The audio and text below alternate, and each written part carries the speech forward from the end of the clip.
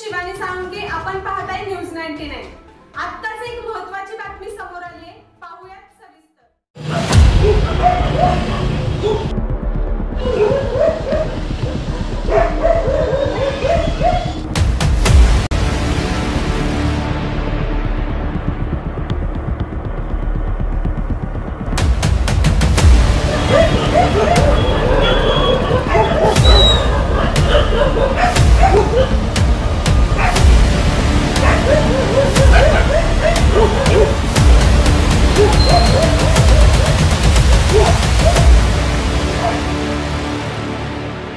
जय जिजाऊ। निरपेक्ष जिल्हाध्यक्ष संभाजी ब्रिगेड। आज सातारा नगर परिषदला आपण महत्त्वाचं निवेदन या ठिकाणी दिले। निवेदन होतं आमचे शहर उपाध्यक्ष अमोल नलवडे यांच्या हस्ते आपण त्या ठिकाणी सातारा नगर परिषद निवेदन दिले।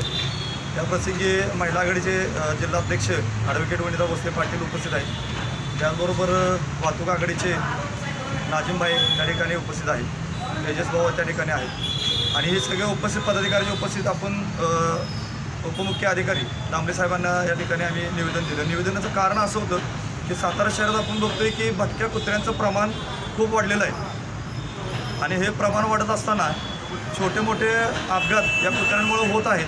त्याचबरोबर लहान मुलांच्यावर त्या ठिकाणी हमले त्यांच्यावर त्या भटक्या कुत्र्यांचे होत आहेत। तर ही खूप गांभीर्याने बाब आहे मित्रांनो।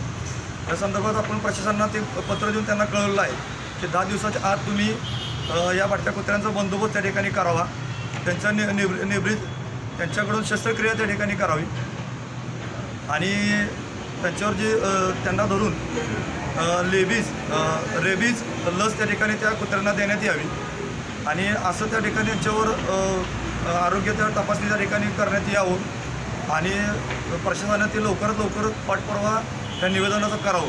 अन्यथा संभाजी ब्रिगेड 10 दिवसानंतर नगर परिषदेसमोर ठिय्या आंदोलन त्या ठिकाणी करेल। पण असं सगळी परिस्थिती सगळ्यांना माहीतच आहे, जनतेला सर्वसामान्य जनतेला माहीत आहे की भटक्या कुत्र्यांचं प्रमाण एवढं होत असताना देखील प्रशासन का गप्प आहे। या संतापजनक नागरिकांमध्ये त्या ठिकाणी चर्चासत्र चालू आहे।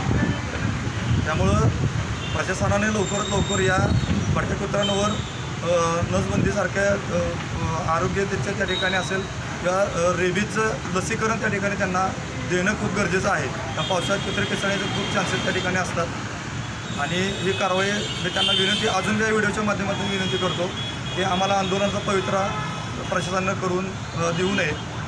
जय जिजाऊ, जय शिवराय, जय भीम।